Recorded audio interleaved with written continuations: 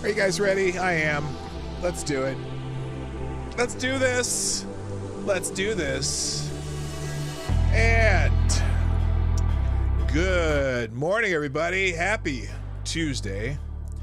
Twitter Tuesday, because most of my stuff comes to Twitter on Tuesdays. Most of it.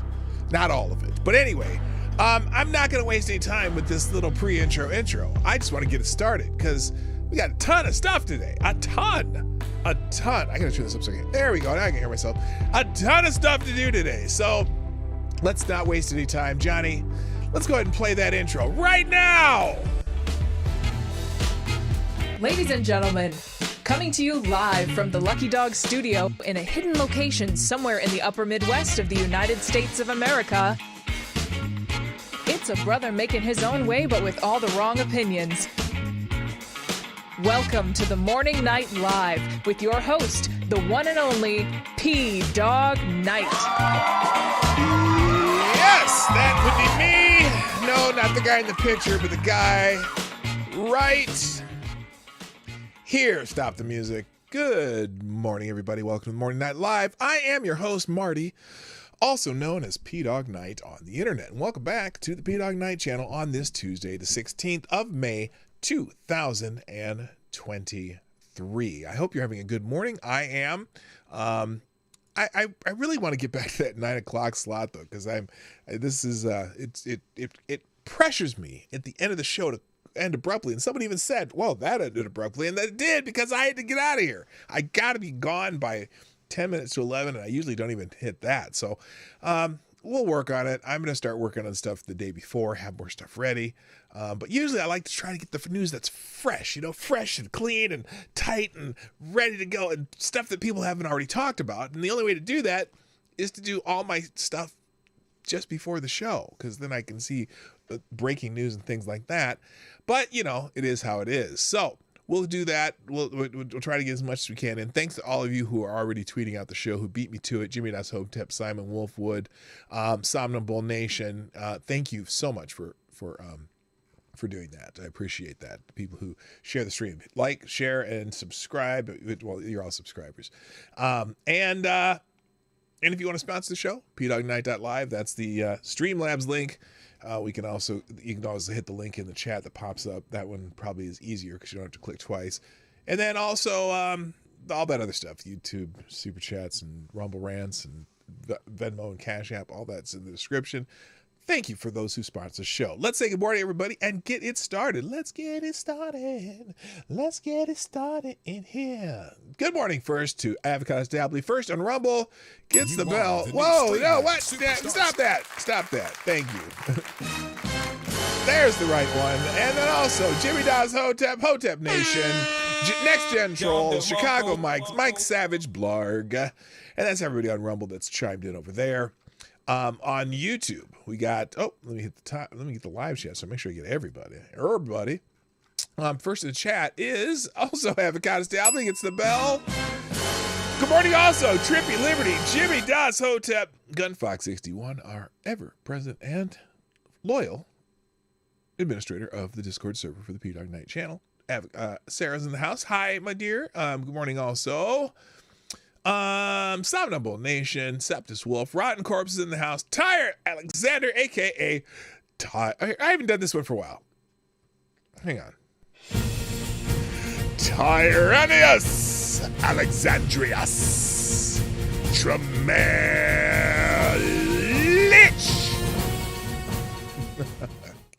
That's pretty epic, huh? Good morning, Mystic Forest. Good morning, Maddie. Let's see. GDSOB's in the house. My favorite Canadian Jaeger ponies here. Chicago Mike's in the house. Good morning. Simon Wolfwood, JB, what up? Good morning also to, is that it? I don't know. I'm scrolling. Y'all been talking a lot. That's good. All right, that's everybody there. And there was something else good. Oh yeah, our first sponsor today too, Gunfox61, dropping a Hamilton in the tip jar. You are the new Streamlabs superstar sponsor of the day. Thank you very much. With some border news. Now you did border, BOADER. Do you mean somebody has some horses at your ranch? Do you mean you have some Airbnb guest. Oh, no, you meant border. I'm sorry, I don't mean to make funny. I do that sometimes too when I do that, so I shouldn't ever talk. My spelling is sometimes suspect. Sully's in the house. Sully 209's over there on Rumble. Hello. Let's see. Oh, yeah, right. Yeah. Oh, definitely. We'll talk about this. In fact, we'll make that our preview article before we get into the main topic. But, and that is a big but.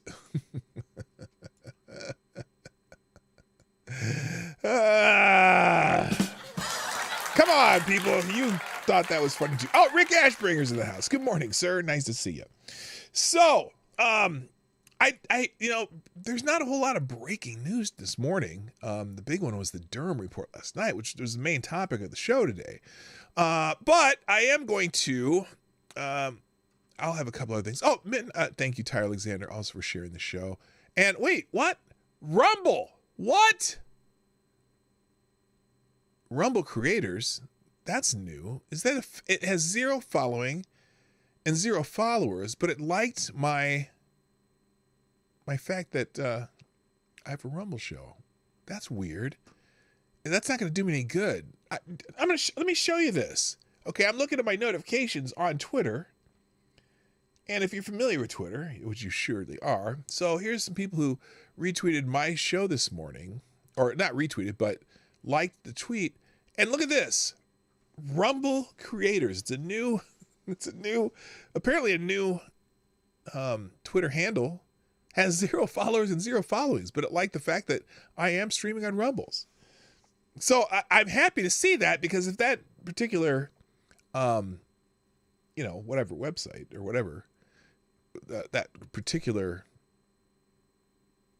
joined May 2023, it was just created, seriously, probably today. That's weird. And it has this weird header. I wonder if that's an official Rumble, if that's an official Rumble Twitter handle or not. Interesting. Could be a fake. Could be one of those that tries to get you to talk to them, and then you send them your credit card because you're having problems paying for something, and they take your money, all your money. I don't know if I trust that. Do you? That's weird. Oh, could have been put up by the government too. Oh, I don't think you put that. Well, they are being put up by the governor, so border works too. Yeah, that's true. Oh my gosh. I was watching something yesterday. They give every one of these people a smartphone, like coming through that they process. They give them all a smartphone so they can get a hold of them, as if they're gonna. And so look, your federal government is giving every person that they encounter on the border that they let stay in the country a smartphone so they can reach them when it's time for their contact went bad. So they can reach them when they when it's time for them to show up for their hearings or whatever. That's really weird. Nigerian princess on Twitter. Yeah, that could be. It really could be. I'm wondering if that's a scam or not. It's interesting that they did that. So anyway, all right, let's get into the news. I'm pressed on time. Now there were some things trending, like Minneapolis was trending, and I wasn't sure why. And I clicked the is this it? Where is it? Where's the one I had? Oh, here it is. And there's several things on here. And I'm afraid to scroll because you never know what's going to happen when you scroll on Twitter anymore. Sometimes you get pictures of people's penises. Hello, Bale and Bobby. What's up? But there was a. So anyway, they've added a whole bunch of stuff to this now. When I first moved to Minneapolis, the area is mostly surface parking lots serving the old Metrodome Stadium and downtown office community. I don't know what it's a thread. Anyway, something that happened in Minneapolis. There was a girl, I don't know how old the girl was, but said a female shot and left in front of a hospital. And that was the story I was going to show you. And unfortunately, the young girl died. And Target doesn't want anyone to know. They've closed in one of the safest neighborhoods in Minneapolis. Didn't play numbers game. Prove me wrong. It's fine. Arguably one of the fastest growing areas with one of the largest venues in the city. Opening soon and critically acclaimed green room open. I don't know what the hell that means. Anyway, I can't find the story because they added a bunch of new stuff. So I'm going to skip this Minneapolis one. So anyway, that was trending. Let me get into gun foxes. Wait a minute. Hold on. I got to pause for a second. Give me 1 second. I'll be right back.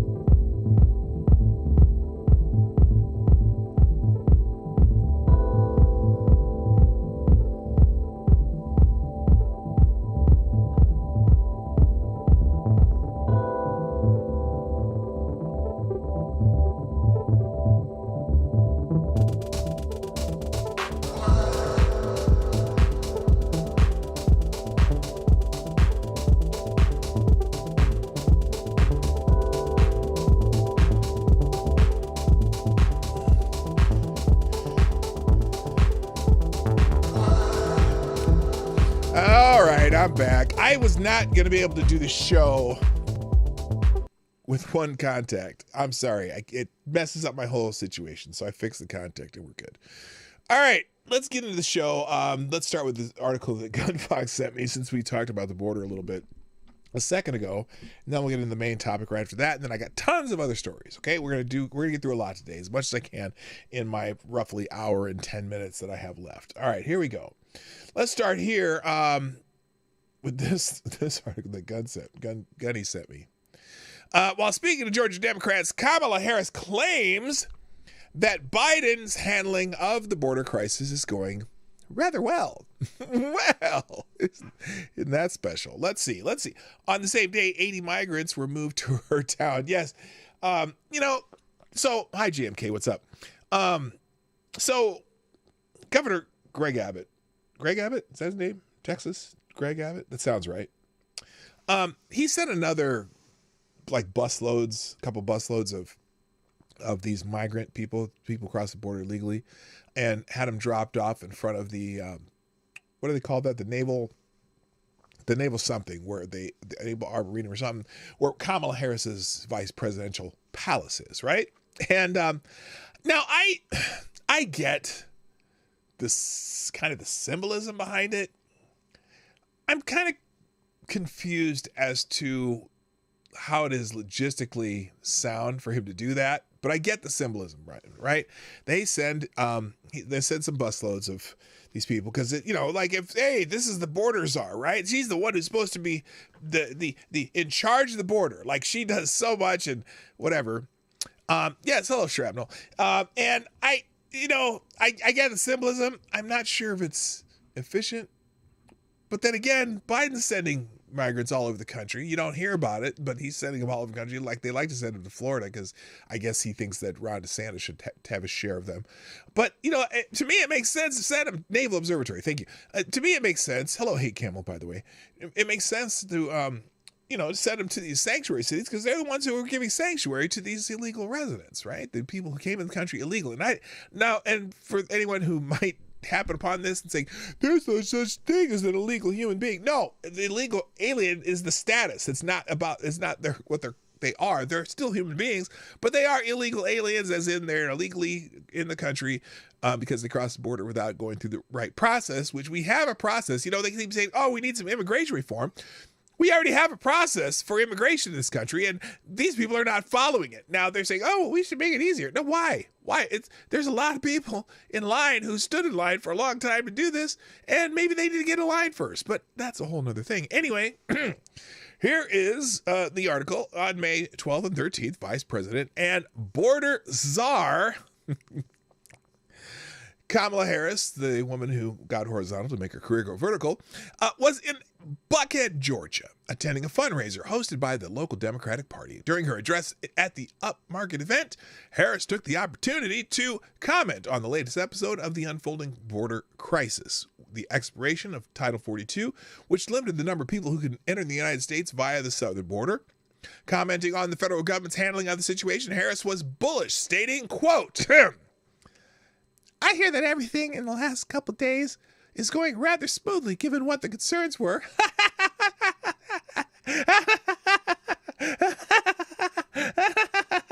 Oh, she didn't laugh like that. Well, she does laugh like that, but that's not what she did this time. Anyway, here it is. Is this here, let's see if this is the quote. Oh gosh, 212. For President 2024 is on. Tonight, let's Vice listen to President this. Kamala Harris taking it to Georgia. We'll take 2 minutes. Her first campaign appearance anywhere since President Joe Biden announced re-election. So she chose to kick off her campaign right here in Atlanta, emphasizing how important winning Georgia is to both parties. I want to 11 know. Live's John Sherrick is on the purple peach state, where Are they Democrats show the whole are thing? determined to turn it blue. They're Democrats. Let's see if this is what she says. Let's see if they use that highlight. The vote is unanimous. Vice President Kamala Harris. Yes, that's what I think too. It's a big mistake to drop them. They're hurting people. They have nothing to do with this political feud. Send the people back over the border. I'm 100% with you there. Helping raise money for the Democratic Let's see if she Party says of it in Georgia. this. It's Harris's third trip to Georgia this year so far. Notice how they keep the rooms small. Well, it is a fundraiser. Never mind. It's a fundraiser. Focused on 20. Wait, her campaign? Did they say her campaign? Well, I mean, their campaign. It's Harris's third trip to Georgia this year so far.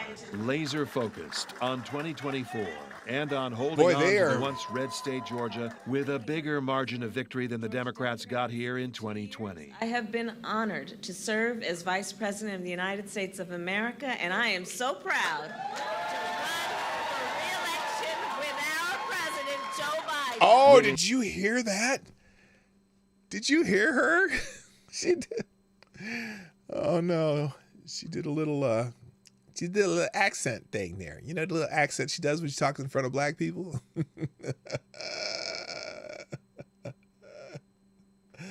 Oh Lord, and she doesn't do it very well. Okay, this is not it. Anyway, let's go back to the article.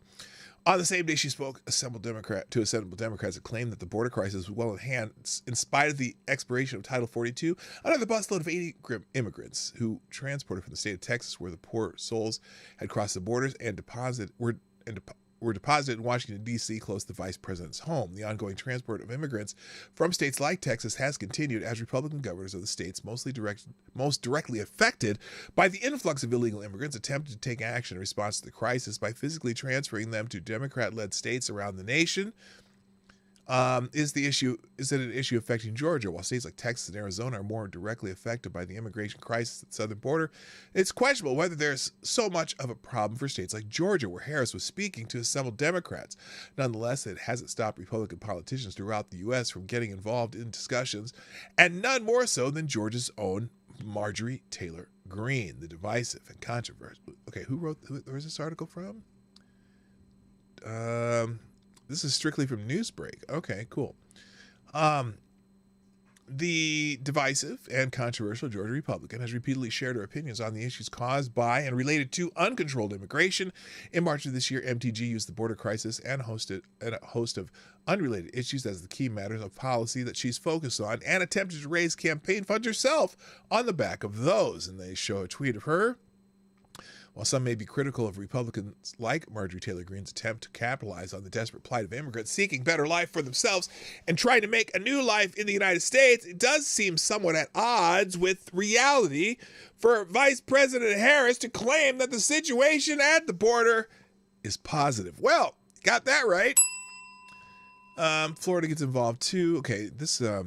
Okay, meanwhile, in nearby Florida, Republican Governor Ron DeSantis has repeatedly blamed what he calls Biden's border crisis, aptly named, for a variety of problems in the Sunshine State, including the influx of fentanyl and other drugs into Florida. Now, by the way, the Justice Department the other day did make a big announcement that they have an all-out, war is probably not the best term, but they've... apparently they have declared a jihad on some fentanyl producers. They had one of the biggest cartels, also one of their suppliers in China, and apparently they've had some success with that. So that is good news. I'll give them credit for it if they actually step up. But again, a lot of this product is probably coming across with some of these migrants that they're not processing properly. Good morning, Nomad! Stop.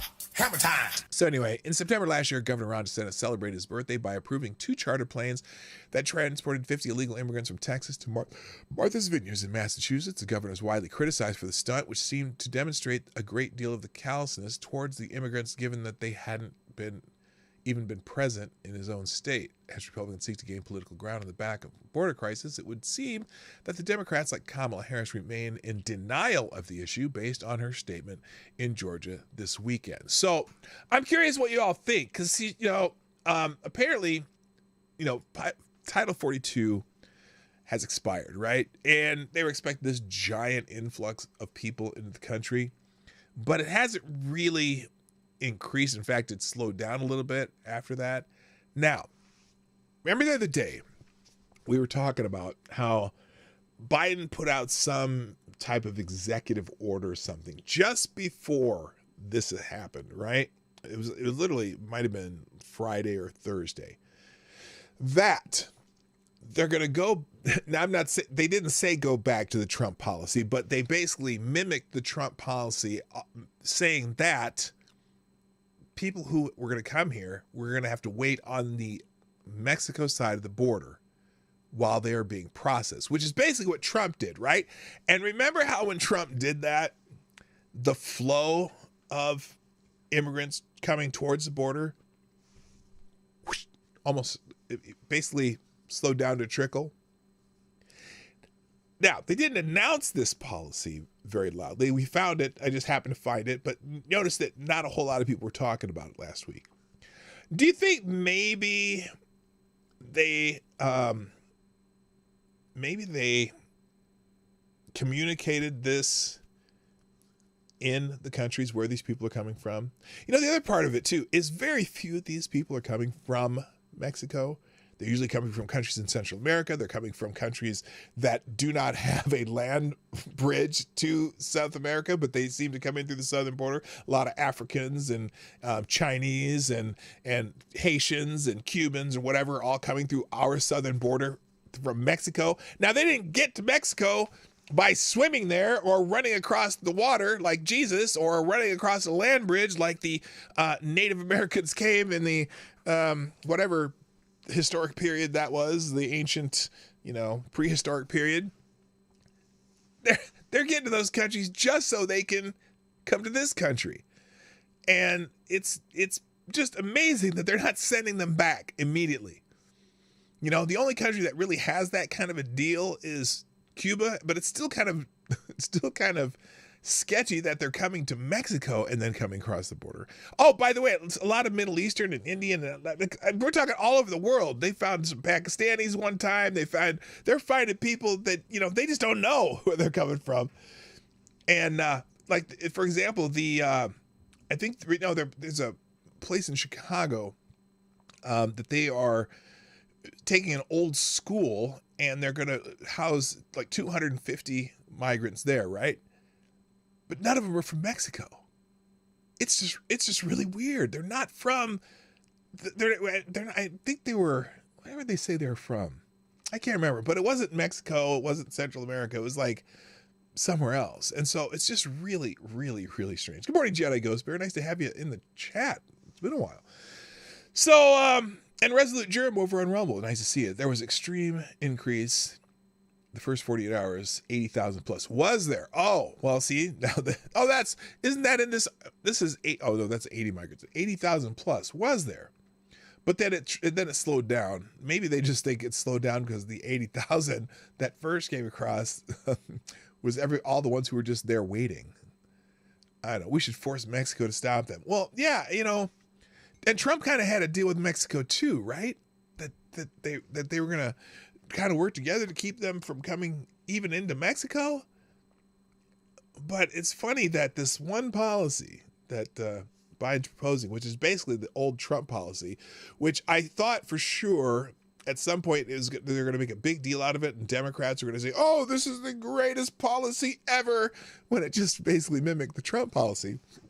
Kind of like they did with, what was it? The diabetes medicine, insulin. Remember the insulin plan that Joe Biden basically by executive order canceled Trump's insulin plan, and then a year later comes up with his own insulin plan that basically did the exact same thing the Trump insulin plan did. It's amazing how, and they praise him up and down for lowering the cost of insulin when it was already done. Trump had to deal with the fucking manufacturers to do that. And somehow the Biden plan probably spends more American dollars to do it. Anyway, so it's just weird. They sent back Elian Gonzalez. They'll send people back if they want to, or if it's politically advantageous. Yeah, back in during the Clinton administration. Yeah, that was crazy. So anyway, thank you, Gunfox, for providing that article. Let's get into the main topic today, though, because a Durham report has come out. And it's interesting to watch how different media present this information. So let's just start with first, this is CNN. CNN, just in, Special Counsel John Durham finds the FBI should not have launched an investigation into Donald Trump's campaign and Russia during the 2016 election. Now that's interesting. A little late now. Can America get its 4 years and $100 million back? Nah, but they'll tell you they're sorry. Anyway, it's funny because they're basically telling us what we kind of already know. The Bidens sold out other nations for money and now want to help destroy this nation to continue getting paid. Oh, ouch, that's harsh. So let's look at the articles. We're going to look at different articles from different places. We've got CNN, Washington Post, New York Post, what's this guy? Just the News. Okay, so we're going to go through just kind of the basics in all these articles. Beginning with this one. Special Counsel John Durham concludes the FBI never should have launched full Trump-Russia probe. Special Counsel John Durham concluded that the FBI should never have launched full investigation into connections between Donald Trump's campaign and Russia during the 2016 election, according to a report compiled over 3 years by the Trump administration appointee. Now, remember, John Durham is not a hack. John Durham has investigated Republicans and Democrats and has had some successes in various cases against both parties. So probably the more neutral of the people they could have got to do this. Anyway, Durham's 300-plus page report also states that the FBI used raw, unanalyzed, and uncorroborated intelligence to launch the Crossfire Hurricane investigation into Trump and Russia, but used a different standard when weighing concerns about alleged election interference regarding Hillary Clinton's campaign. Oh my goodness! Oh my goodness! Who would have thunk that happened? I'm stunned. The special counsel, however, did not recommend any new charges against individuals or wholesale changes about how the FBI handles politically charged investigations, despite strongly criticizing the agency's behavior. Why might you think he would do that? Well, maybe it's just futile in Washington, D.C. The one person that got caught fabricating evidence basically got a slap across one finger, not even across the wrist, a little tap across one finger, and didn't have any jail time. So, I'm sure that would have been the way it was for anyone on the Republican side, or if, a brother in the hood, if they fabricated evidence in their trial, you'd be sanctioned and whatever, contempt, whatever. Staff Colonel, what's up? How you doing? Nice to have you here. So anyway, based on the review of Crossfire Hurricane and related intelligence activities, we conclude that the Justice Department and FBI failed to uphold their important mission to strict fidelity to the law in connection with certain events and activities described in this report, Durham wrote. The report also concludes that, at least on the part of certain personnel intimately involved in the matter, there was a predisposition to open an investigation into Trump. Yeah, they wanted to damage him. No shit. Who would have thunk it? The way Brennan and Comey and whatever that other goofy dude with the glasses, they all had it out for Trump. They didn't want him to be president. They wanted to be able to get him out of there. They wanted him out of the paint. Of course they did. Now, Attorney General Merrick Garland sent Durham's report to the congressional lawmakers and released the report on Monday. In a letter to Congress accompanying the report, Garland said, Special Counsel John Durham's unclassified report is attached in full as submitted to me without any additions, redactions, or modifications. Fuck you, Garland. Durham's conclusions condemning the FBI's investigation of Trump is sure to fuel the debate about Russia, Trump, the FBI, and the 2016 presidential election that is still swirling more than 6 years after Trump is campaigning once again for the White House. House Judiciary Committee Chairman Jim Jordan announced that he has reached out to the Department of Justice to have Durham testify next week. The investigation was launched in May 2019 by Trump's former Attorney General, William Barr, a probe that Trump and his right wing... Oh, now there they go. Listen, you always can tell if they use certain terminology And of course, they did it. Who wrote this for CNN? Who knows? A bunch of people.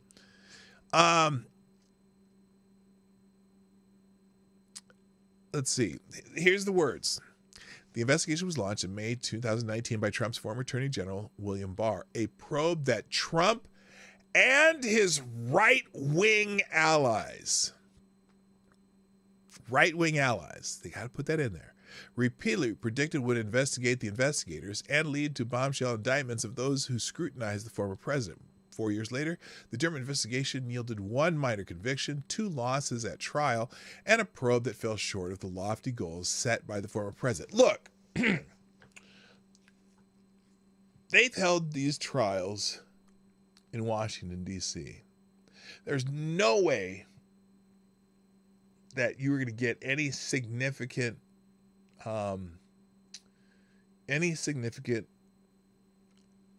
prosecutions and judgments in Washington, D.C.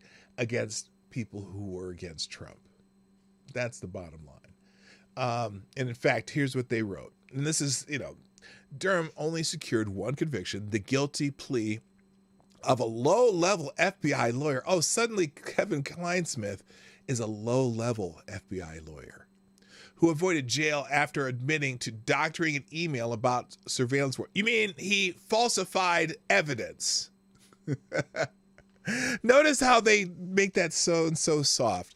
Admitted to doctoring an email about a surveillance warrant. He falsified evidence in a potential criminal trial. Durham's other 2 prosecutions against a Hillary Clinton campaign lawyer and the primary source for the Trump-Russia dossier ended with embarrassing acquittals. Yeah, that is embarrassing.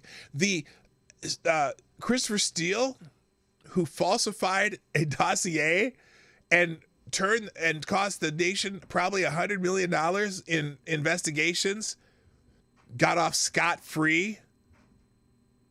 The campaign lawyer who helped launder the funds through Perkins Coie to get this Steele dossier walks scot-free.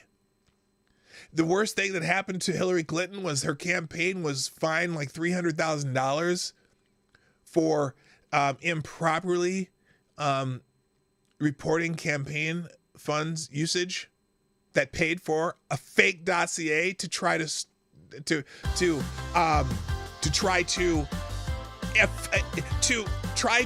influence an election. Wow. And that's all they got out of it because, unfortunately, they had to do this all in D.C. D.C.'s not going to... Nobody's above the law? Oh, that is freaking hilarious. Thank you, Jimmy Das Hotep. Couple donations here. First, a big bullet. Thank you very much. Who says... Durham probably knew it would be frowned upon, used against the report, if he recommended the abolition of these 3-letter agencies to fix them. FBI's asshole. Yes. And just pretend they'd said China. They're a bunch of clowns. Thank you, Jimmy Das Hotep. And then also another small bullet. It says, Jimmy Das says, also, these kinds of findings are exactly why there is so much questioning of the elections. Why should people trust our government when they are proven to attack citizens for political gain? What have these agencies done to other Americans over the years? Yeah, that's spot on too. Thank you, Jimmy Das Hotep. So, and then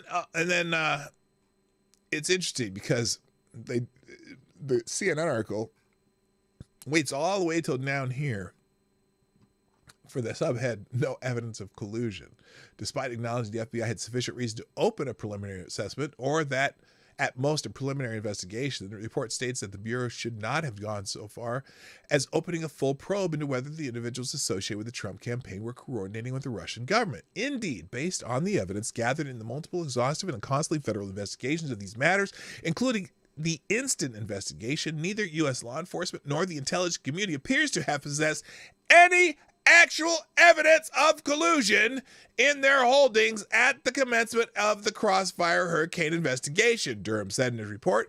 Durham mentions former FBI deputy director and CNN senior law enforcement analyst. Oh my gosh! This is CNN Hello Genti and Lord Stanhope.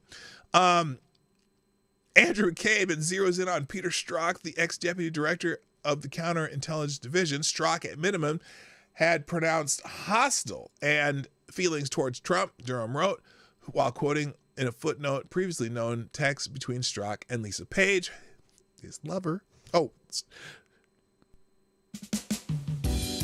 Peter Strzok and Lisa Page. Anyway, by the way, do you know they're suing the FBI for false, what is it? For, what do you call it when you, something employment, you false firing or whatever you call that. When they're suing the FBI for unjust termination, basically. Holy shit. But in 2019, in a 2019 report, DOJ Inspector General Michael Horowitz specifically said Strzok and Page did not affect the start of the investigation or didn't act out of political bias. Well, bullshit. While Lisa Page attended some of the discussions regarding the opening of the investigation, she did not play a role in the decision to open Crossfire Hurricane or the 4 individual cases Horowitz wrote. Strzok and McCabe both sued the FBI after they were fired. So anyway, on Monday, Durham knocked the FBI for failing to take several steps before launching the Trump campaign investigations, including such as interviewing relevant witnesses, reviewing its own intelligence database, or using any of the standard analytical tools typically employed by the FBI in evaluating raw intelligence. Look, the head of the FBI, though he has worked for Republicans and Democrats at the time, was very friendly with Barack Hussein Obama. Many of these people knew that there was a plan from the Hillary Clinton campaign. In fact, they were briefed on the fact that the Hillary Clinton campaign had plans to, to insinuate that Donald Trump was colluding with Russians. They knew the Hillary Clinton campaign wanted to smear Donald Trump with this information. And they were briefed on it in the White House with Joe Biden, Barack Obama, James Comey, all present about this plan that campaign was going to do that. And lo and behold, what happened? The FBI goes and starts investigating on some bullshit dossier and some other faked up information. And this is all amazingly, it blows my mind that nobody's going to jail. It is incredible to me that nobody is going to jail for any of this. I'm dumbfounded. There's several other synonym adjectives I could use that would to show my dismay. See, another synonym. It's unbelievable. Another synonym. Okay, so let's look at some other outlets, how they're reporting this, and then we're going to move on because this is as bad as anything Gunfox has ever sent me. The Washington Post, Durham's report sharply criticized. Now, this is interesting. I want to let's look at just the headlines first. So the CNN one I had said, Special Counsel John Durham concludes FBI never should have launched full Trump-Russia probe. Wow, that is groundbreaking shit there, CNN. How about the Washington Post? Durham report sharply criticizes FBI's 2016 campaign probe. Oh, the special counsel says extremely troublesome failures appear to stem from bias that kept agents from carefully examining the evidence. Interesting. Now, but they also here's what the Washington Post opinion page. That's not even on the page, is it? There, that's on the page right now. How about Washington Post opinion page though? Wait till you read this headline. Wait to hear this headline. Wait. Did Gunfox, you sent me the what was it? The Kamala Harris speaking to Georgia Democrats claiming about the border. That's what you sent me. Here's their opinion page. Opinion. John Durham's investigation proved Trump wrong, not right. Oh, really? And what might be the end of his tenure, Justice Department Special Counsel John Durham has failed to fulfill former President Donald Trump's prediction that he would unveil the crime of the century in his investigation into the FBI's 2016 Russia probe. Instead, the lawyer mostly confirmed, as others had already concluded, that there was no crime of the century at all. Gee, you know how hard it is, how hard it would be, especially with Merrick Garland in charge, okay? Even if John Durham had recommended trials of specific people, do you think for any just conceivable moment, wait a minute, did I say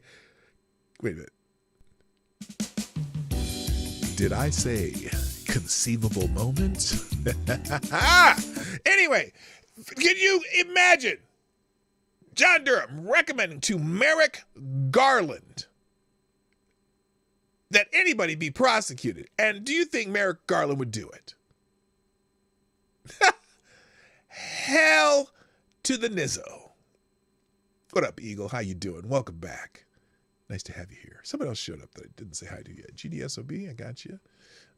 Somebody else. Hate Camel's in the house. And Aaron Meredith, what's up? Nice to see you. Anyway, then Attorney General William Barr tapped Mr. Durham 3.5 years ago to look into the Justice Department's hunt for links between Mr. Trump's 2016 campaign and Russian President Vladimir Putin.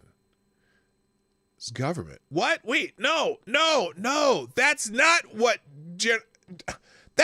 William Barr asked Durham to do. Oh, he looked at the Justice Department's hunt. Okay, I got you. Since then, $5.8 million in taxpayer money has fueled a fruitless search for evidence of a hoax or witch hunt that did not exist. What did you read? What did you guys read here? And you're worried about $5.8 million when they've spent probably $80 million on this whole Russian bullshit from the beginning that they've concluded probably shouldn't have been investigated any further than the preliminary investigation. Holy shit. These isolated failings evidence nothing like the dark plot to take down Mr. Trump.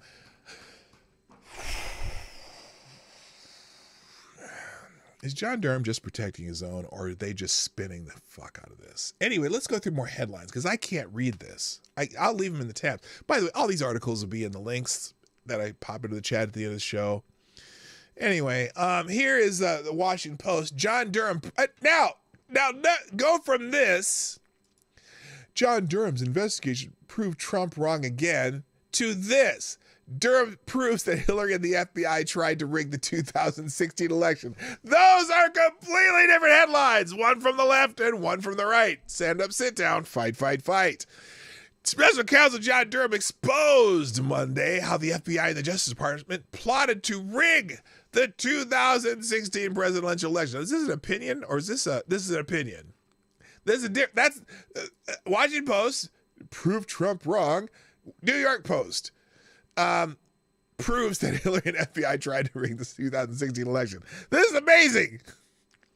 His 316-page report proves federal law enforcement was weaponized by shielding the Hillary Clinton campaign and persecuting the Donald Trump campaign. Yet, despite the damning evidence, most of the media are treating the Durham report as a nothing burger. Yes, they are. It's amazing. Yet, despite FBI racketeering repeatedly rescued Hillary Clinton. The Clinton Foundation raked in hundreds of millions of dollars of squirrely foreign contributions while she was the Secretary of State and revving up her presidential campaign. The Durham report found that senior FBI and department officials placed restrictions on how the Clinton Foundation investigation was handled, and such that essentially no investigative activities occurred for months leading up to the investigation. Yeah, remember they were supposed to be investigating the Clinton Foundation?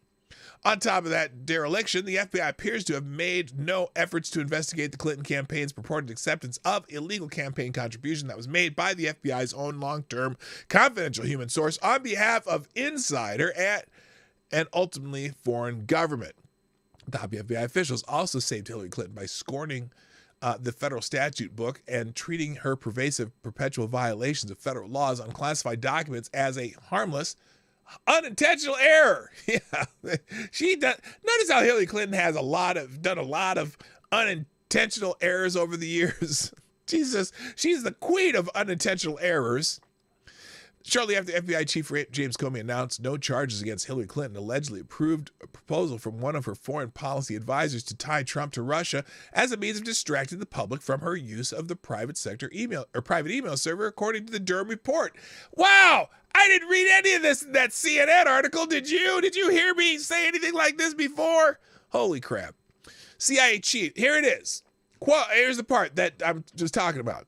CIA chief John Brennan briefed President Barack Hussein Obama and other top officials on an alleged approval by Hillary Clinton on July 26, 2016, of a proposal to vilify Donald Trump by stirring up a scandal claiming interference by Russian security services. John Brennan briefed the president, the vice president, Joe Biden, and FBI Director James Comey in the Oval Office that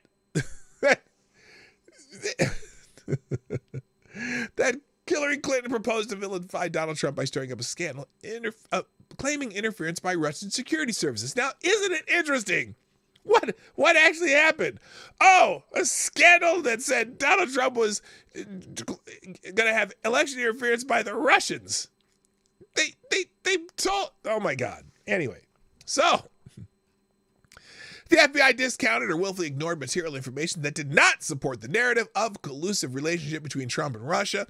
As FBI analysts began to recognize that the Steele dossier was a hoax, FBI bosses ordered no more memorandums were to be written analyzing its claims. So they knew it was fake, but they weren't allowed to make any memorandums so they wouldn't have to axe their investigation. The FBI subsequently used the unverified Steele dossier to snare a foreign intelligence surveillance court warrant, the FISA warrant, remember that? To spy on the Trump campaign, paving the way to Special Counsel Robert Mueller and his 2-year antics. FBI's profound bias in the 2016 presidential election has been undeniable for almost 5 years. A June 2018 Inspector General report exposed top FBI agents' venomously anti-Trump messages and machinations, and so on and so forth. So that's a whole different article than this. Special Counsel John Durham concludes FBI should have never launched a full Trump-Russia probe. Or Washington Post. John Durham's investigation proved Trump wrong, not right. Wow, that's completely different from these to this to this. From this to this. Let's check out some other. Just the news. Durham releases final report. It concludes FBI had no verified intel when it opened probe on Trump. Basically gives you just the basic story again. Although I think it does talk about how, the meeting between John Brennan, the president, the vice president, and Comey about the Hillary Clinton campaign plan that they clearly was brought to fruition and investigated by the FBI. In the Federalist, here's everything the FBI deliberately ignored to get Trump in Russian collusion hoax, according to Durham. So they go through a list. Let's see. More from the 306-page report, which the Federalist has obtained. FBI records prepared by Peter Strzok in February and March of 2017 show that at the time of the opening of Crossfire Hurricane, the FBI had no information in its holdings indicating that at any time during the campaign, anyone in the Trump campaign had been in contact with any Russian intelligence officials. So it goes through details on different things. The tavern talk, when they tried to get George Papadopoulos, complete lack of corroboration, hid some evidence. Papadopoulos and Page were amongst several Trump advisors who made statements to the FBI's confidential human sources that under normal FBI protocols would have cleared them from suspicion. Oh, that would be exculpatory evidence. Durham said the FBI recorded these statements, but that Crossfire Hurricane investigators failed to make that information known to the department attorneys or to the Foreign Intelligence Surveillance Court. The FISA court. They hid information from the FISA court. Ignoring inconvenient leads, one-sided story. Anyway, there's a whole list of them in here. You can check it out on your own, but there's a bunch of them. We all knew these, right? We all knew this. We've seen it, but now it's in an official report. Tapper says it does exonerate Donald Trump. Jake Tapper calls the Durham report devastating the FBI. Well, Jake's being honest on This is CNN. CNN's Jake Tapper said Monday that the newly released Durham report exonerates former President Donald Trump, adding the report is devastating for the FBI. Let's see. Billy, and I'm Jake Tapper, and we start today with breaking news. The years-long investigation is over, and John Durham, the special counsel investigating whether there was any misconduct by the FBI in the Trump-Russia investigation, just released his findings. For years, as you may recall, Donald Trump and his supporters pinned their hopes on the investigation by the former U.S. Attorney for Connecticut. Which I always thought was a mistake, okay? The swamp is real and the swamp is deep, and they're not going to go after their own. Okay. Durham can say they made mistakes. Durham can say this, say that, but, they're not going to do anything real because this is Donald Trump. Okay. Ain't happening. So we knew that Durham would probably come out with a report, but that's all it's going to be. That's all she wrote. Now, it's going to be interesting if the Justice Department allows John Durham to testify before the Judiciary Committee, and especially if the Judiciary Committee calls in some other witnesses. Maybe John Brennan, maybe James Comey, maybe Peter Strzok, and Lisa Page, or Hillary Clinton. That probably ain't going to happen, but, because, Hillary Clinton has a history of, just making little mistakes and just, whatever. It's no big deal that she, is 70 people are have been Clinton cited. Anyway, the report is now here. It has dropped, and it might have not have produced everything of what some Republicans hope for. It is, regardless, devastating to the FBI, and to a degree, it does exonerate Donald Trump. Those words came out of Jake Tapper's mouth. CNN's Evan Perez then added that the FBI moved very quickly to investigate these allegations of connections of collusion between the Trump campaign and Russia, and they did so by ignoring a lot of evidence that would have led them to drop that altogether. So that's what the seems to be. Even all three of these places have a consensus. Love that. In Washington Free Beacon, sobering Durham report finds FBI had insufficient basis to open Trump-Russia probe. So you're going to get all the same information. Now, this is interesting, though. Durham, this is a little section that I saw in somewhere. Hello, Chosen One. Durham's findings contradict the assessment of former Special Agent Robert Mueller, or Counsel Robert Mueller, who said in a report in 2019 that the FBI had solid ground to open the Trump-Russia probe. The Bureau opened the investigation on July 28, 2016, after Australian diplomat Alexander Downer, here's Debbie Downer, provided a memo about a conversation he had with Trump campaign aide George Papadopoulos in London 2 months earlier. Downer claimed that Papadopoulos mentioned that Russia may have hacked Clinton campaign emails. But they knew that was bullshit. So anyway, they put a little section of that. So anyway, I'm not going to go through that. That's it. That's all I'm going to do about this. So anyway, there are all these articles. There's from all these different sources are here. If you want to compare and contrast, whatever. Quick, Marty, say you're not sad. Oh, I'm not sad. No, yeah. Thank you for reminding me, Sarah. I am definitely not sad. And I don't plan on being sad anytime in the near future. So cheers to not being sad. And I do have my cup of reparation. I need a sip anyway. All right, let's go through some of the articles that I missed yesterday.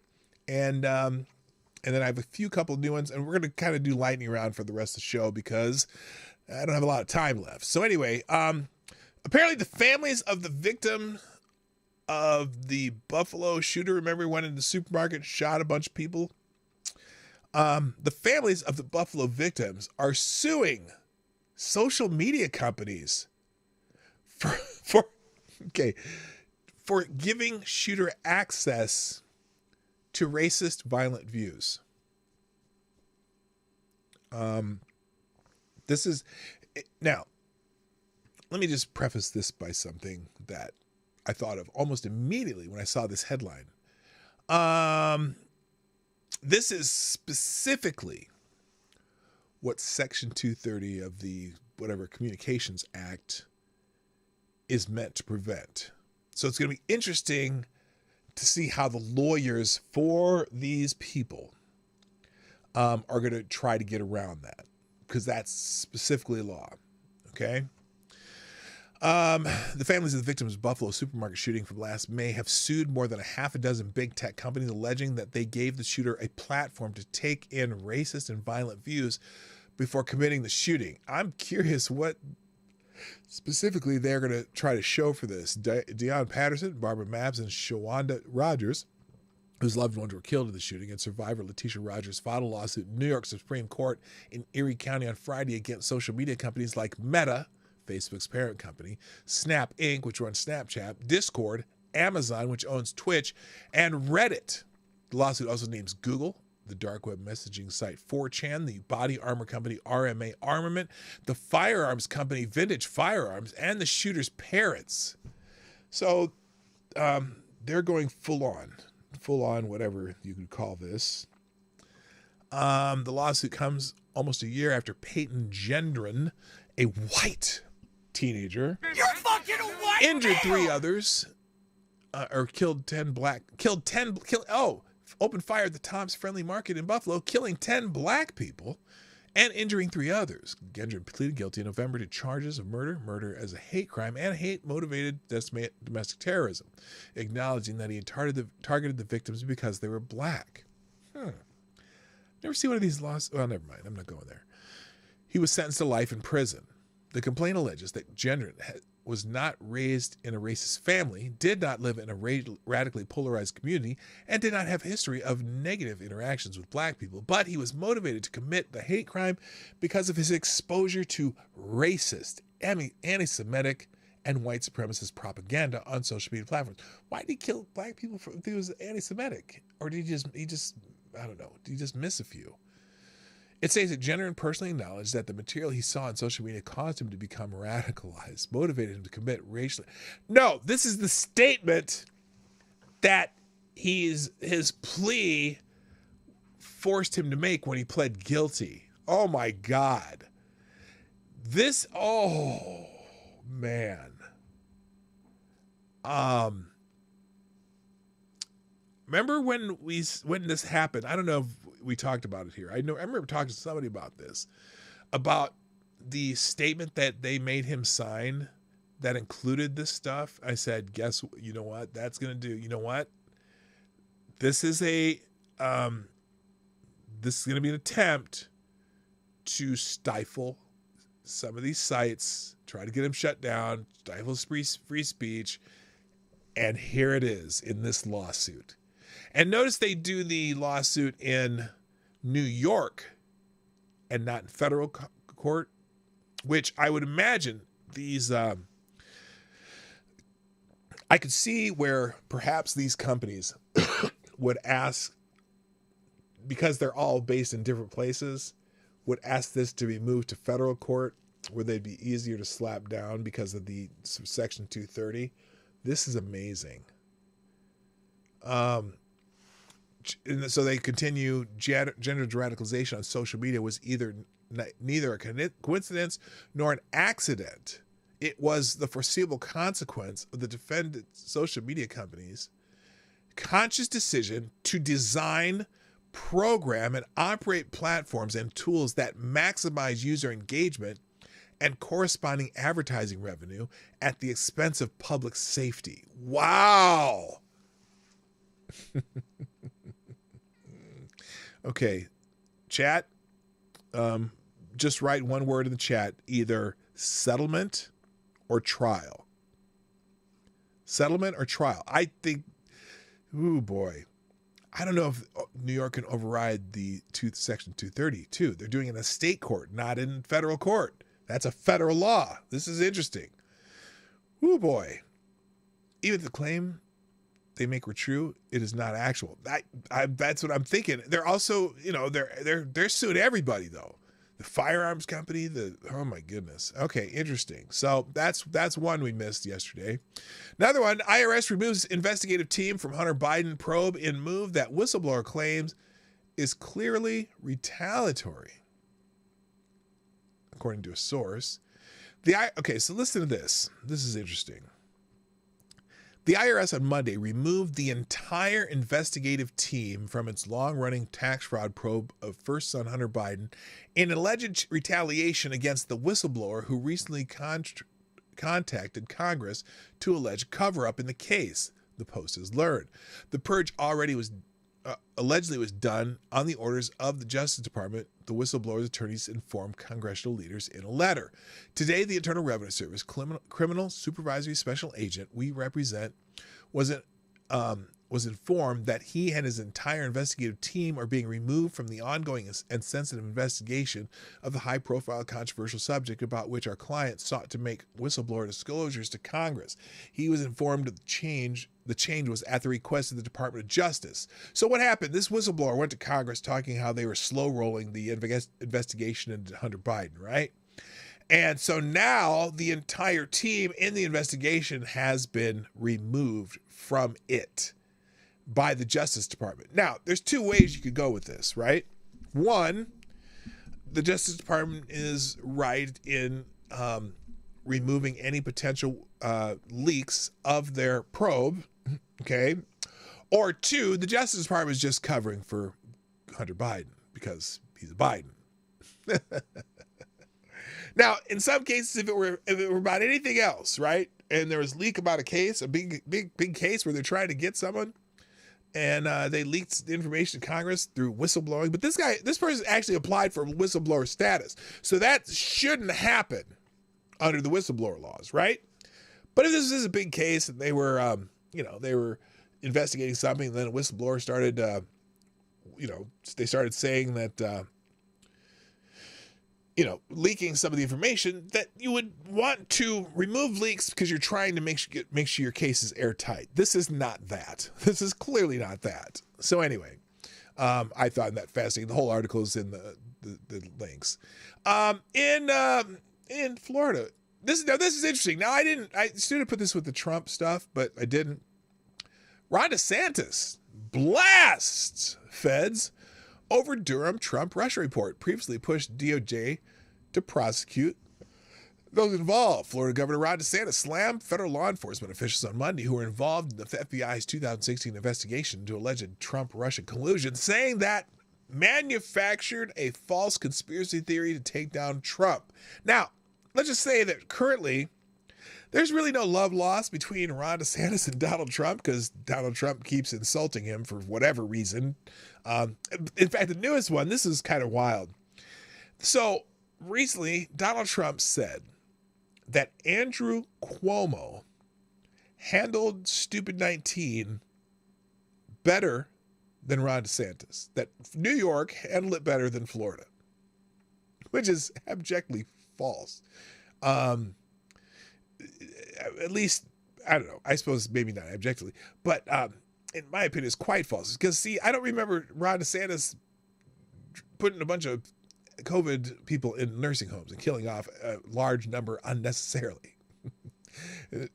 Florida has the largest, most, aged population that are in nursing homes or whatever, old retirees, and still did better than New York. Now, I don't know where they're at now, but at the time, no. Ron DeSantis handled.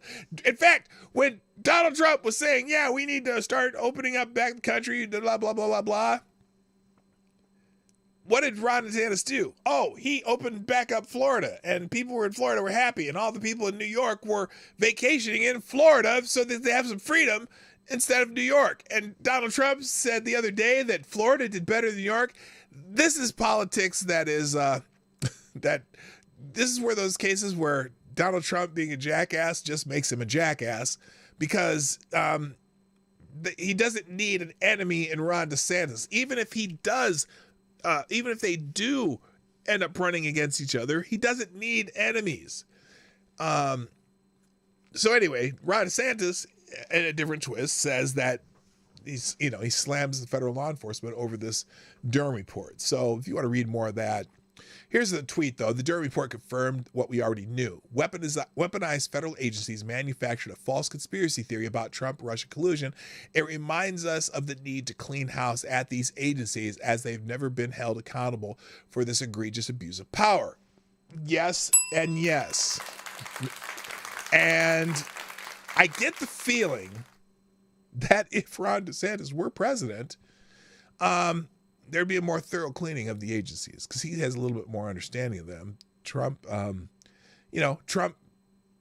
was ideally going to do that when he got into the office, but I think because he just didn't know where to look, he put in a bunch of people who had already been there and were just part of the swamp, and he didn't realize it. That's why he had such a revolving door as far as advisors and cabinet members and shit like that. So anyway, DeSantis was in Congress when this was all happening, and so they seem to know about it. So interesting, Ron DeSantis supporting Trump, where Trump never supports Ron DeSantis. I don't know. This is gonna get interesting, I tell you. Axios. DeSantis' big Iowa bet, speaking of which, Florida Governor Ron DeSantis got the contrast he desperately needed this weekend in Iowa, where former President Trump's no-show provided a jolt of momentum in an early primary state, key primary state. Why it matters, Trump, who canceled his rally in Des Moines because of severe weather, is dominating DeSantis in the polls. The first in the nation Iowa caucuses, which Trump lost to Senator Ted Cruz in 2016, could be DeSantis' best bet to prove he's got a fighting chance. Ahead of a formal campaign launch in the coming weeks, DeSantis headlined 2 Iowa events on Saturday that were packed with state officials and Republican caucus goers.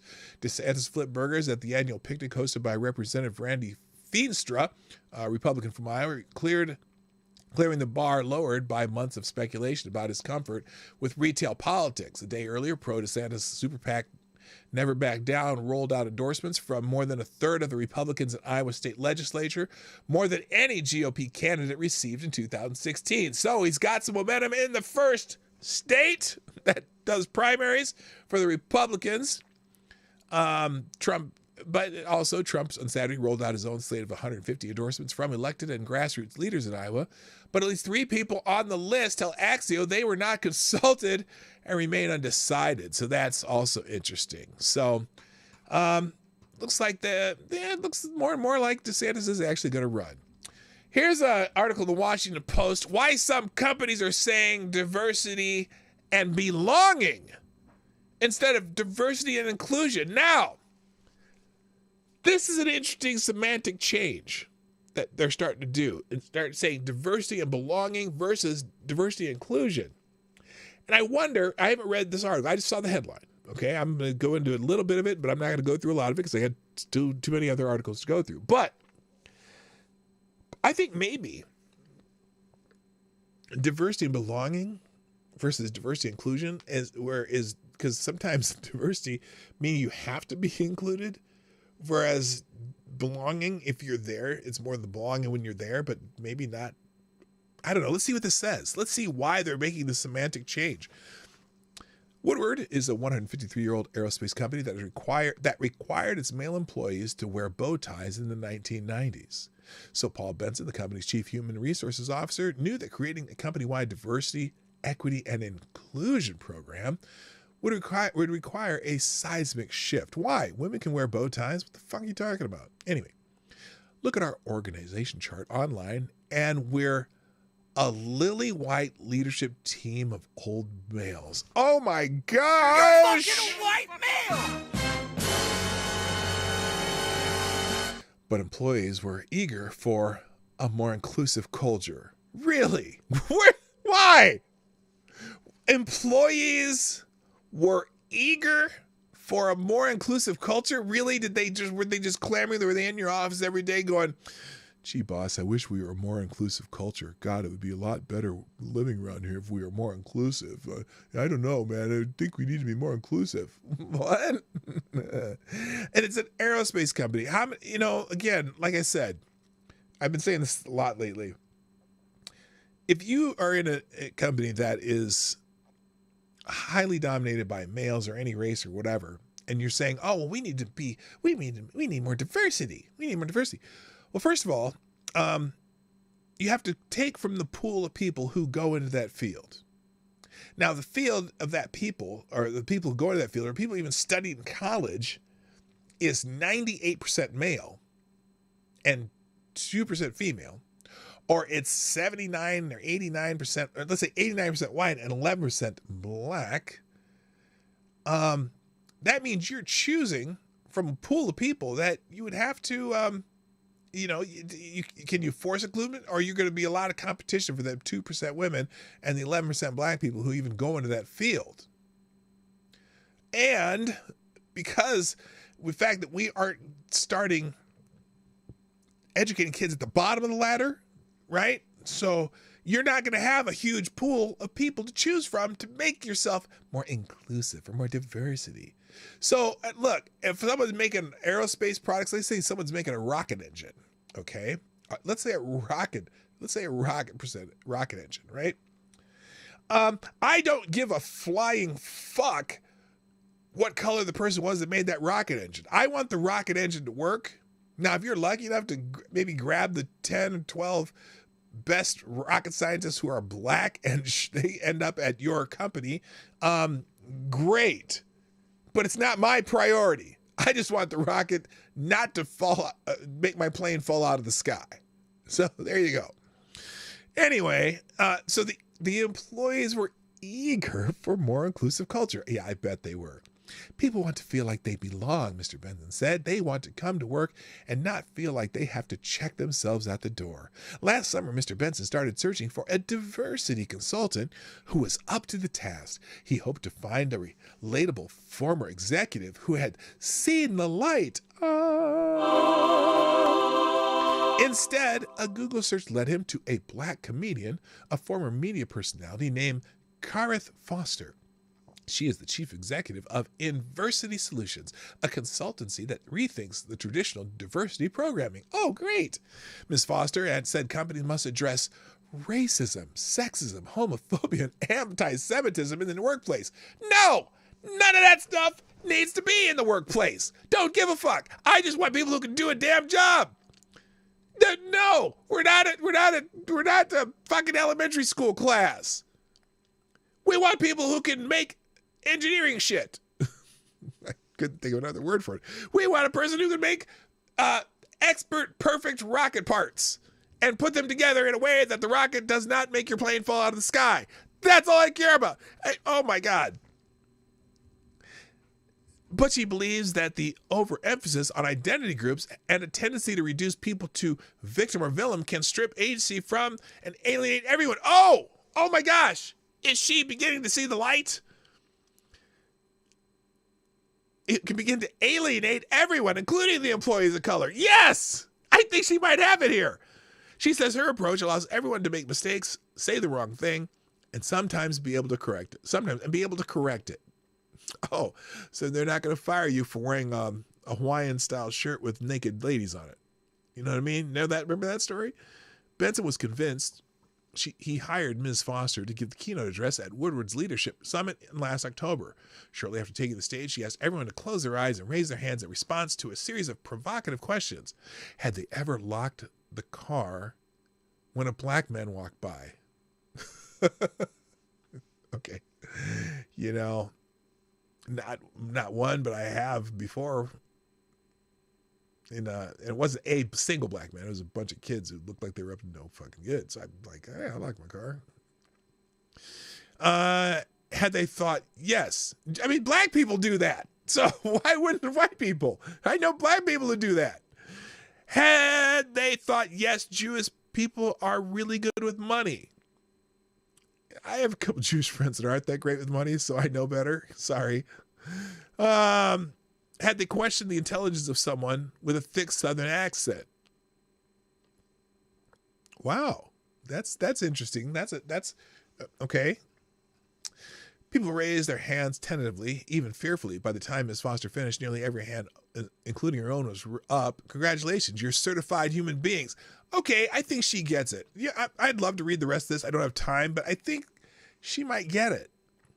The question of belonging has become the latest focus in the evolving world of corporate diversity, equity, and inclusion programming. Interest in creating more inclusive workspaces exploded after George Floyd's murder. No. People demanding more inclusive workspaces exploded. The people who were protesting George Floyd's murder demanded this. And you had the Kendi types who thought, who use, what do they call it? anti-racism, which is just basically affirmative action on steroids. You're anti-racist by silencing one section of people and allowing the others to speak exclusively. Anti-racism is putting people in these positions because you wanted to be, you're being anti-racist. It's just, again, it's affirmative action on steroids. Many corporations turn their attention to addressing systemic racism and power imbalances, the things that had kept boardrooms white and employees of colors feeling excluded from office life. Well, no. Usually things that keep boardrooms white, for example, is because most of your employee base is white. And maybe people who have longevity are white. It's, look, the boardrooms, there are black people all over these boardrooms, right? But it's the same people because the pool needs to grow. And you can't grow the pool starting when they're in college, okay?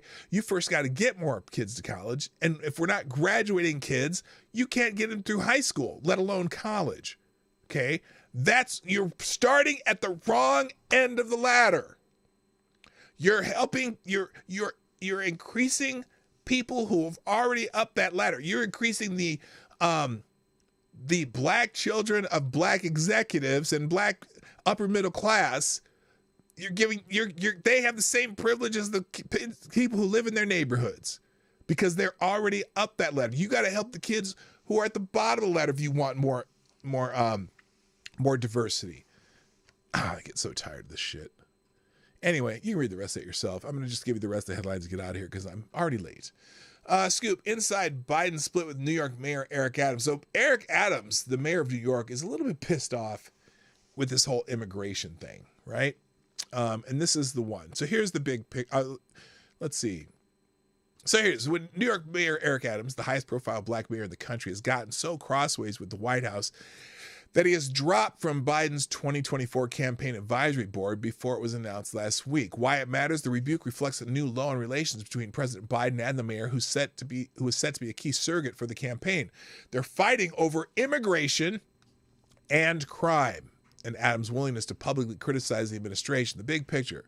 This isn't merely personal. It's part of a potential crisis for the campaign. Many Democrat state and city officials quietly agree with Adams and are happy he is taking flack on their behalf because these Democrats don't want Biden for another term. They're running out of patience with the administration, especially over what they see as a lack of financial support or imminent solutions dealing with the massive migration across the southwest border. One senior official in a Democrat-led state said the White House has been too defensive towards Adams' critiques. Adams is right to be upset, and I think it's a massive mistake to be dismissive of him, the Democrat said. One person familiar with the relationship equated it to a fighting couple who don't want to hold hands in public. Adams has bluntly criticized the White House's handling of the recent surge of migrants crossing the U.S. border. Thousands of migrants, including many bussed in from border states by Republican governors, have arrived in New York City, which guarantees services to migrants that many other cities do not. Being a sanctuary city, well, that'd be the perfect place to send them then, right? Right? Instead of having them pile up in El Paso, figuratively, although in some cases, in reality. Migration exacerbating a budget crunch in New York, affecting hotel vacancies. Yeah, they're kicking veterans out of these hotels that they had them in and to fill them with migrants. That doesn't look good. Anyway, you get the picture though, right? There's a little falling out between Adams, and in fact, here's another one. Eric Adams wants to revoke New York City's sanctuary city status amid the massive migration influx. The law of sanctuary city was in place long before I became mayor. I'm following the law as a law enforcement person. We follow the law, Adams said. We are now in court. We're now in court today asking a judge to revisit this law to deal with this humanitarian crisis, because even when they decided to put it in place, that law, no one thought they would be dealing with a humanitarian crisis this proportion. He wants to end the sanctuary city status of New York City. Get a rope. So good. Mayor Adams seeing the light and seeing how this is affecting cities across America. This gives Adams a taste for what it's like in El Paso and San Antonio and Houston and anywhere in southern Texas along the border. All those cities along the borders are inundated with the migrants that the Mr. Mayorkas, Secretary Mayorkas, doesn't give a flying fuck about. So there you go. Good for Eric Adams. Let's see. How left-wing activist group teamed up with Big Pharma to push radical gender ideology. It was 2019 with Beth Rempa, then a nurse at Children's National Hospital in Washington, D.C., first noticed a change. Doctors were wearing pins supporting the transgender flag. Nurses were asking children, most with no history of gender dysphoria, for their preferred pronouns, which were entered into electronic record systems and documented on whiteboards outside their rooms. More patients were on puberty blockers and cross-sex hormones, especially young girls, and the top-ranked hospital was telling staff that people could change gender based on their mood, according to slides from a mandatory training reviewed by the Washington Free Beacon. The training, which was offered as recently as January, included a primer on here, H-I-R, pronouns, and used a gender unicorn to illustrate the spectrum of other genders. By 2022, Rempe said that Children's National was requiring staffers to use a patient's preferred pronouns, no questions asked, even as European medical authorities were backing away from that practice, warning that on-demand gender affirmation could entrench dysphoria rather than reduce it, particularly in children. Oh, shocker. Worried the policy did more harm than good, Remke asked for an exemption, which the hospital denied. She quit in early 2022. So, apparently the Human Rights Campaign Corporate Equality Index became a flashpoint last month when commenters posited that the scoreboard was behind the scorecard was behind Bud Light's decision to air an advertisement featuring the transgender TikTok personality Dylan Mulvaney. Well, it has a sibling. Meet the Healthcare Equality Index, the Human Rights Campaign scorecard for hospitals that purports to measure the equity and inclusion of the LGBTQ plus patients. The index, which uses a 100-point scale, is funded by Pfizer and Pharma, the trade association that lobbies on behalf of large pharmaceutical companies, and Remke noticed it awards points for all of the policies Children's National implemented. So, the Human Rights Campaign teamed up with Pfizer and Pharma to indoctrinate hospitals into this ideology, and then they do a scoring system that hospitals are trying to rate high on for LGBTQI inclusivity. And so now, do the math. The whole article explains it entirely. But how about that, huh? How about that? You wonder why you're starting to get this ideology pushed everywhere. It's amazing. Let's see. Biden launches an initiative to train public how to spot radical conservatives and fight domestic terrorism. Yeah, he was speaking at Howard University. Here, here's Joe Biden at Howard University. To stand up against the poison of white supremacy, as I did my inaugural address, to single out as the most dangerous terrorist threat to our home. Now, first of all, remember, this is racial Jungle Biden. This is Jim Crow Joe talking about how he has stood up against oppression. Remember, he didn't want his children growing up in a racial jungle. He was against busing. He was against a lot of things back in the day. It's the guy who wrote the 91 and 1996 crime bills that incarcerated many black folks. Hello, Duck and Felonies. But now he's he's worried about white supremacy. Plan is white supremacy. Okay, why is it? This guy, look at the guy here. He's just reading. He don't care. He's just listening. I'm not saying this because I'm at a black HBCU. I say it wherever I go. Yeah, some people are laughing at him for that one. Anyway, so they've got a new plan via the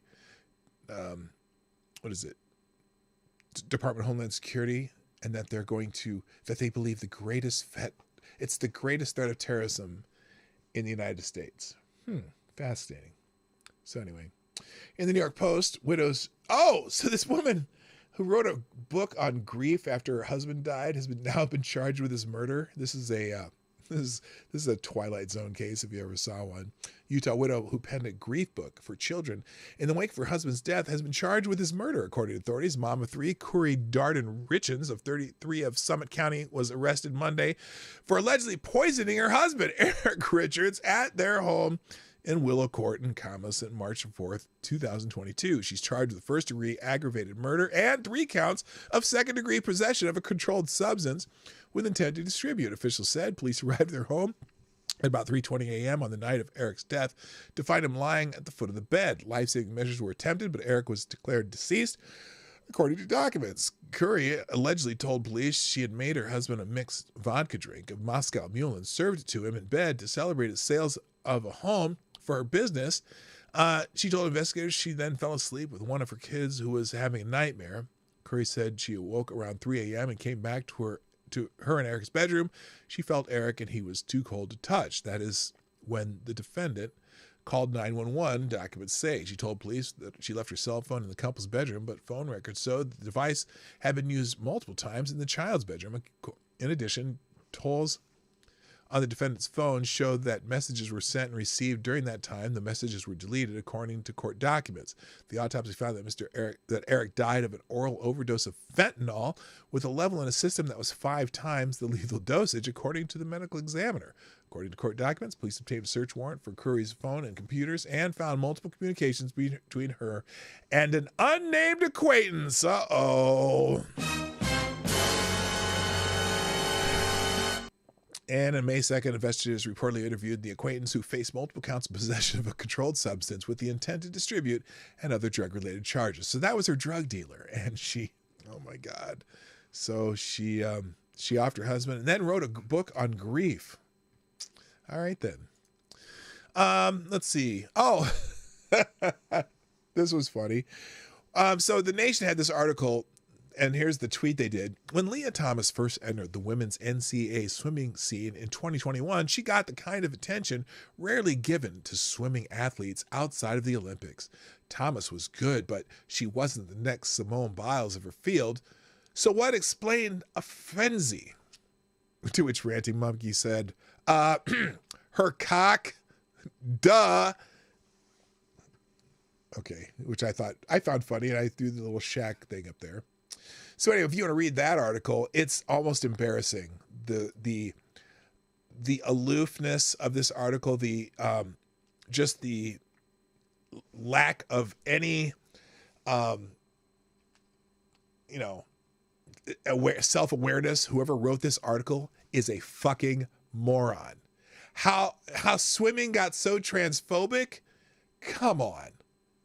Almost no other sport is as hostile to trans athletes, and that's because the culture created the perfect conditions for transphobia to take root.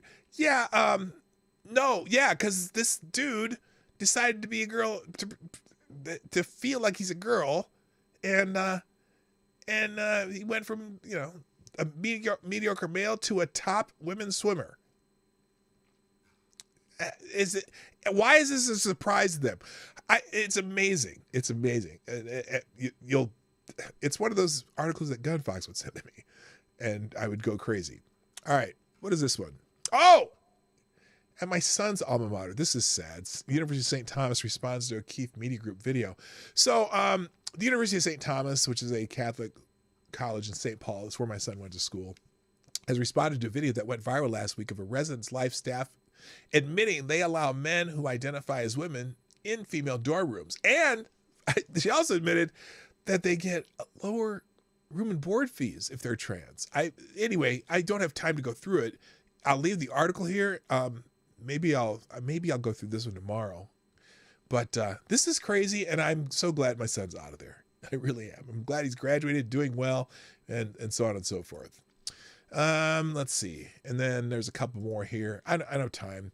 Dave Chappelle skewers San Francisco downfall, blames woke leadership. What the fuck happened to this place? Yeah, that's what I say about a lot of things in our country right now. What the fuck happened to this place? We are losing our fucking minds. And on that note, I gotta go. Hey, Thanks for joining me today on the Morning Night Live.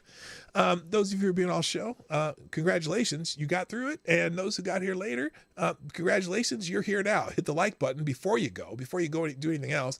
And if you would be so kind, share the stream before, during, after the show. Anytime this is posted, share the stream. And if you want to sponsor the show, pdognight.live is the place to go. That's the Streamlabs link that's open 24 hours a day. Your full-on messages get read, and you can use PayPal or credit card. It's better if you use credit card, but PayPal's fine too. Or even YouTube Super Chats if you don't mind giving 30% to Susan. Well, it's not Susan anymore, whatever that new guy's name is. Or Rumble Rants. It's all good. I appreciate all of you who sponsor the show. Thank you today to Jimmy Das Hopetep, Gunfox61, who are the sponsors today. You are fine individuals. And everyone who was in the chat, love to see you there. We'll have another great day tomorrow when I come back between 10 and 10:30, sometime in that time, Eastern time. So, gotta go. Thanks for being here. My name is Pete Dog Knight, and I'm out of here. Bye-bye. Have a good day. Hey, this is P-Dog Night, and thanks for watching today on the P-Dog Night channel. If you have an observation or remark you'd like to make about this video or my channel, I absolutely welcome you to write it in the comment section down below. I really look forward to hearing from you. And before you go, if you like what you saw but you're not already subscribed, please make sure you hit the subscribe button and definitely click that bell that pops up afterwards so you'll be notified when I post new videos or when we go live. I broadcast my live show, The Morning Night Live, Monday through Friday at 10 o'clock Eastern, 9 o'clock Central. A special thank you to all the supporters of this channel who share our videos on social media and who make donations through Streamlabs, YouTube, Venmo, and Cash App, which are all linked in the description down below. Thanks again, and until next time, I'm P-Dog Knight, and I'm out of here.